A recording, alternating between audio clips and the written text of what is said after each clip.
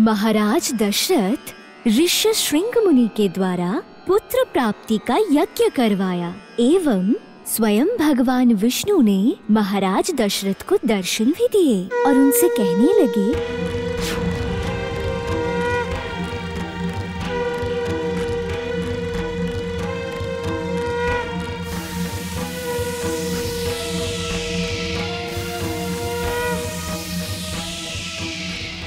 हे महाराज दशरथ, आज आपके एवं पूरे धरती लोक के लिए एक परम आनंद का दिन है। जिनके दर्शन के लिए साधु संत युगों युगों तक तपस्या करते हैं, वही त्रिलोक बालक भगवान श्री विष्णु इस पुत्र प्राप्ति यज्ञ से प्रसन्न होकर आपको दर्शन देने यहाँ उपस्थित हुए हैं। महाराज, जो सृष्टि की रचना से लेकर आज तक कभी नहीं घटा, जिसकी घटने की कल्पना भी कोई राक्षस देव किन्नर कभी नहीं कर सकता, हे अयोध्या नरेश दशरथ, वही असंभव आज संभव होने वाला है। क्या है वो असंभव जो आज संभव होने जा रहा है ऋषिवर? मुझे बताओ, कृपा करके बताओ। महाराज, आपके सूर्य वंश का कुलदीपक बनकर धरती लोक में मनुष्य अवतार लेकर अवतरित होने वाले हैं भगवान श्री विष्णु। क्या ये क्या कह रहे हो? क्या ये सच है मुनिवर? हाँ अयोध्या नरेश, ये घटना कल्पना जैसी प्रतीत हो रही है, किंतु यही सत्य है। इतना महासौभाग्य क्या मेरे जैसे एक साधारण मनुष्य का होगा? बताइए मुनिवर। हे प्रभु, ये कैसी लीला है आपकी? उठिए उठिए महाराज। हे अयोध्या नरेश दशरथ, ये देव निर्मित संतानदायी पायसम आप अपनी रानियों को खिलाइए। आप जो पुत्र प्राप्ति की कामना कर रहे हैं वो पूर्ण होगी। जैसी आपकी आज्ञा प्रभु। विष्णु विष्णु विष्णु विष्णु विष्णु विष्णु। महारानी कैकेयी चाहती थी उस पायसम का भाग और किसी को ना मिले, किंतु महारानी कौशल्या की समझदारी के कारण उस पायसम का भाग तीनों रानियों को बराबर मिला। महारानी कौशल्या, आओ, देव निर्मित ये पायसम का पात्र पवित्र मन से भगवान विष्णु को स्मरण करके स्पर्श करो। ज्येष्ठ महारानी के नाते सबसे पहले इसमें तुम्हारा अधिकार है। कौशल्या दीदी, इस पायसम का आशीर्वाद लीजिए। अब महारानी कैकेयी, तुम भी इसे श्रद्धा स्वरूप प्रणाम करो। जी महाराज। चलो मेरे साथ मेरे कक्ष में चलो।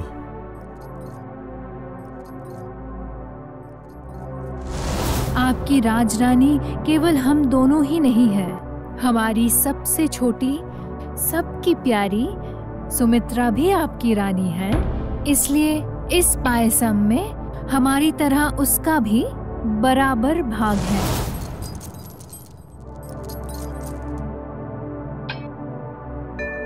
नहीं नहीं कौशल्या दीदी, इस पायसम को और 3 भाग में मत बांटिए। अगर कोई दुर्घटना घट गई, मैं आजीवन स्वयं को क्षमा नहीं कर पाऊंगी। तुम चिंता मत करो, श्री विष्णु को स्मरण करो।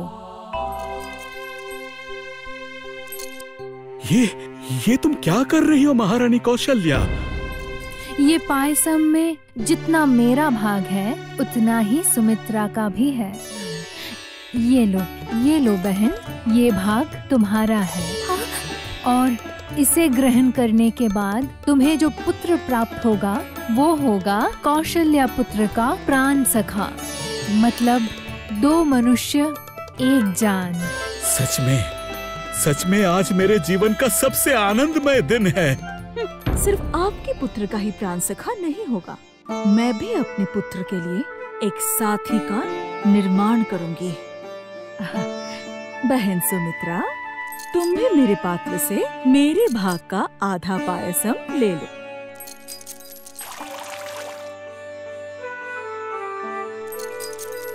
और इसे ग्रहण करके तुम्हें जो पुत्र प्राप्त होगा वो बनेगा कैकेयी पुत्र का प्राण सखा, यानी 2 शरीर और आत्मा एक। चलो, इस महेंद्र क्षण को अब और नष्ट मत करो। सभी अपने अपने भाग का पायसम ग्रहण कर लो।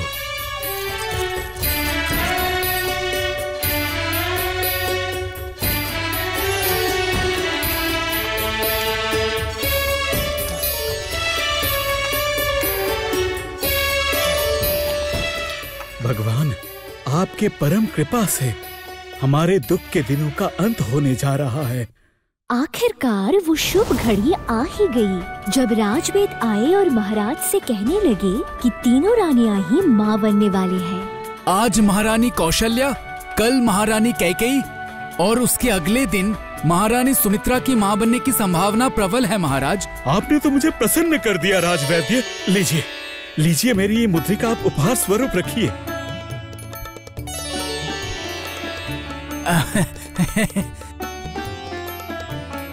महारानी कौशल्या, महारानी कैकेयी, महारानी सुमित्रा, मैं तुम तीनों का मैं आभारी हूँ। इस सूर्यवंश में स्वयं श्री विष्णु आने वाले हैं और वो भी तुम्हारे गर्भ में। मैं सच में तुम लोगों का आभारी हूँ।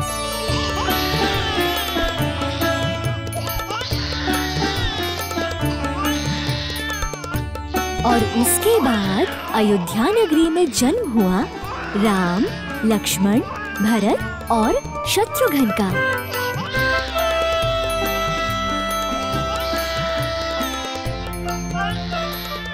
सुमंत्र, आज इस खुशी के अवसर पर पूरे अयोध्या नगरी में उत्सव की घोषणा कर दो। अवश्य महाराज, सच में आज तो महाउत्सव का दिन है।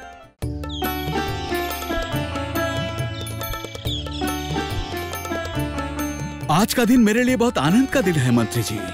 मैंने देवता से प्रार्थना किया था एक पुत्र के लिए। उन्होंने मुझे 4 पुत्र उपहार स्वरूप दिए हैं।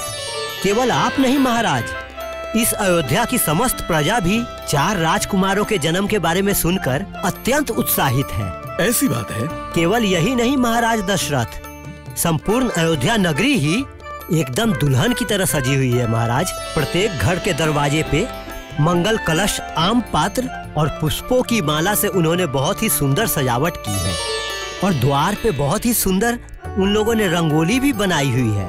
अयोध्या को देखकर ऐसा प्रतीत हो रहा है जैसे उत्सव की लहर बह रही हो। वाह, बहुत अच्छे। एक काम कीजिए मंत्री जी, मेरे राज्य के सारे प्रजाओं को उपहार देने की व्यवस्था कीजिए। इसके लिए जितने धन की आवश्यकता है आप कोषागार से ले लीजिए। ऐसा ही होगा, ऐसा ही होगा महाराज। मैं चाहता हूँ उन सभियों के आशीर्वाद से मेरे 4 पुत्रों के जीवन खुशियों से भर उठे। ऐसा ही होगा महाराज, आप निश्चिंत रहिए, मैं सारी व्यवस्था कर दूंगा।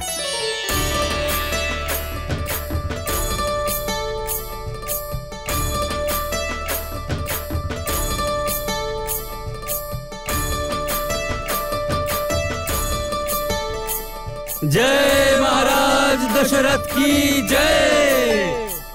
जय महाराज दशरथ की जय। जय महाराज दशरथ की जय। जय महाराज दशरथ की जय।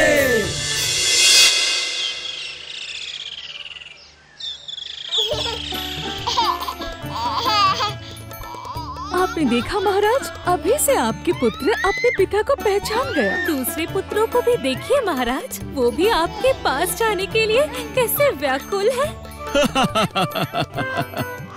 लाओ लाओ, उन्हें मेरे गोद में बिठा दो।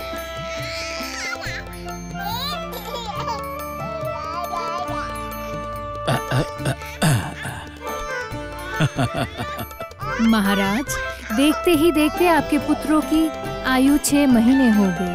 अब हमें इनके नामकरण की व्यवस्था करनी होगी। हाँ महारानी कौशल्या, मेरे पुत्रों के नामकरण के लिए मैंने महामुनि वशिष्ठ को आमंत्रण भेजा है। वो अपने हाथों से मेरे पुत्रों को पहला अन्न खिलाएंगे और उनका नामकरण भी करेंगे। महाराज, महर्षि वशिष्ठ हमारे पुत्रों का नामकरण करेंगे, इससे अधिक आनंद की बात और क्या हो सकती है। कैकेयी इस अनुष्ठान में केवल वही नहीं, और भी कई ब्राह्मण पंडित उपस्थित रहेंगे और साथ में कई देशों के राजा और महाराजाओं को भी मैंने दूत के द्वारा आमंत्रण भेज दिया है। अब तो केवल उस शुभ घड़ी की प्रतीक्षा करनी है।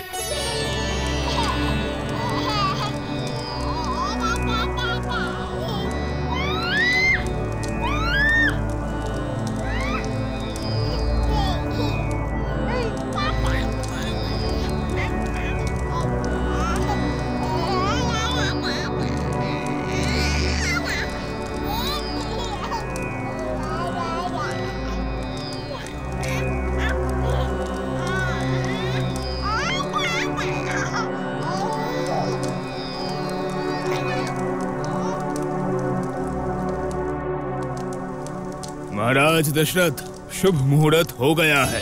अब मैं आपके पुत्रों को प्रथम अन्न खिलाऊंगा। जैसी आपकी आज्ञा महामुनि वशिष्ठ। दासी,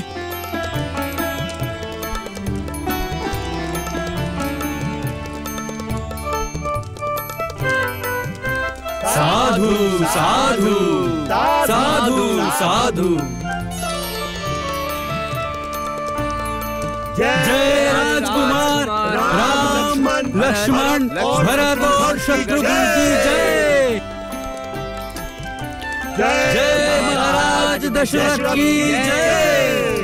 जय राजकुमार राम लक्ष्मण भरत और शत्रुघ्न की जय।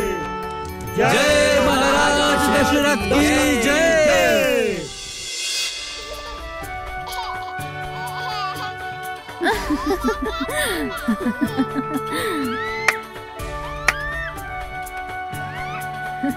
देखो देखो कैकेयी, तुम्हारा भरत जिस ओर जा रहा है, शत्रुघ्न भी उस ओर जा रहा है। आपने सही कहा कौशल्या दीदी। अरे देखिए देखिए, आपका राम जिस ओर जा रहा है, मेरा लक्ष्मण भी उसी ओर जा रहा है।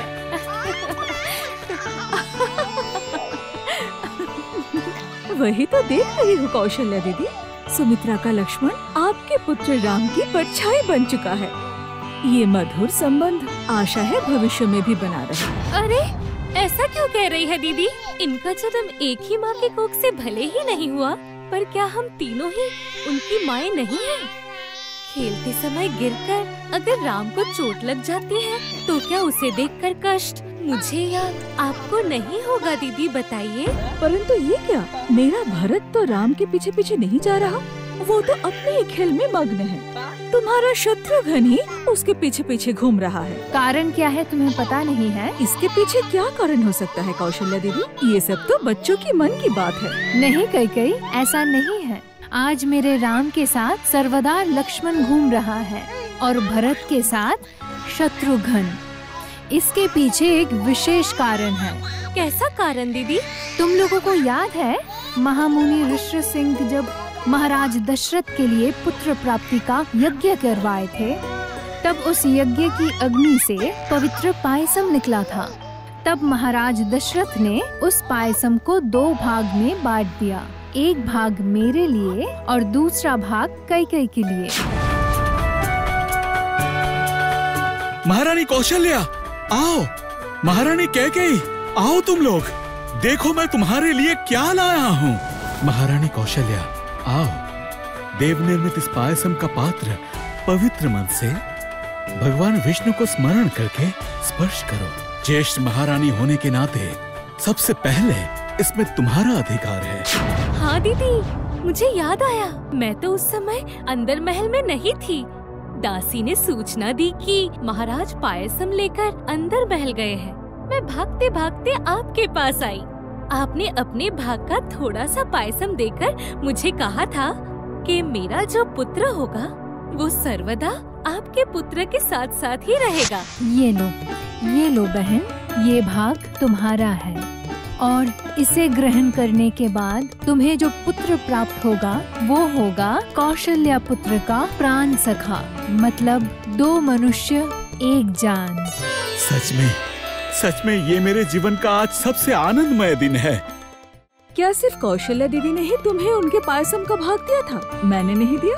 हाँ कैकेयी दीदी, आपने भी अपने पायसम का भाग मुझे दिया था। बहन सुमित्रा, तुम भी मेरे पात्र से मेरे भाग का आधा पायसम ले लो।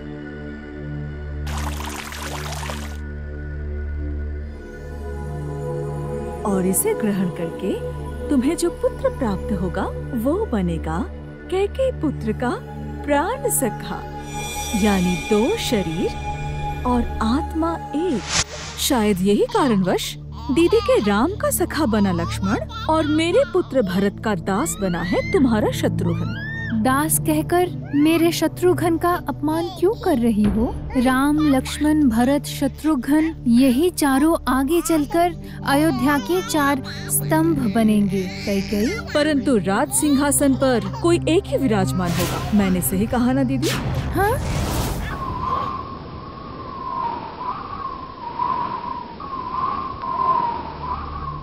महाराज, कुछ बात करनी थी। कहिए मंत्री जी। मैं कह रहा था कि अब शायद आपको राज दरबार में चलना चाहिए। क्यों मंत्री जी, कोई समस्या है क्या? नहीं नहीं महाराज, असल में राजकुमारों के जन्म के बाद से ही आप राजसभा में लगभग नहीं जा रहे हैं। हमेशा ही भीतर महल में राजकुमारों के साथ समय बिता रहे हैं। यहाँ तक कि शिकार में जाना आपको इतना पसंद था, उस शिकार में भी आप लगभग बहुत दिनों से नहीं गए हैं। असल में बात क्या है पता है मंत्री जी, जब चारों राजकुमारों को मैं देखता हूँ, समय कैसे बीत जाता है मुझे पता ही नहीं चलता। उनके साथ बिताए हुए एक एक पल मेरे लिए बहुत मधुर होता है। पता है महाराज, किंतु अयोध्या के प्रजा भी तो आपके संतान तुल्य है, तो वो लोग भी आपके दर्शन से कितने दिनों तक वंचित रहेंगे महाराज? ठीक है, कल ही मैं दरबार में जाऊंगा मंत्री जी, आप निश्चिंत रहिए। ठीक है, जैसी आपकी आज्ञा महाराज। राजा दशरथ को स्वप्न में दिखाई देने लगा ऋषिपुत्र श्रवण कुमार की हत्या और अंत मुनि का श्राप।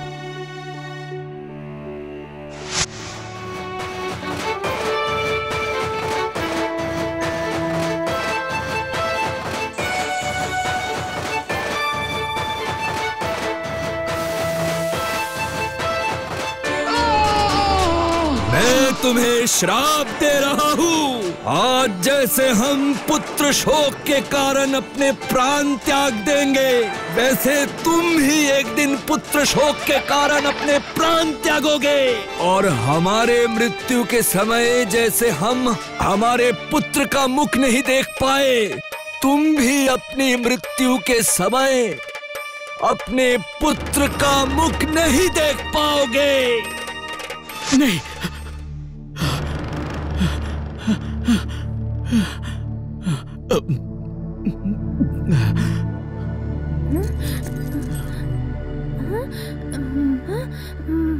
महाराज, महाराज, क्या हुआ है महाराज? आपका स्वास्थ्य तो ठीक है? मैं राजवैद्य को बुलाऊं क्या? नहीं नहीं, रहने दो कौशल्या, राजवैद्य को बुलाने की आवश्यकता नहीं है, मैं बिल्कुल ठीक ही हूँ। तो फिर? वो कुछ नहीं, एक बुरा सपना देखा मैंने। तुम चिंता मत करो, तुम सो जाओ कौशल्या।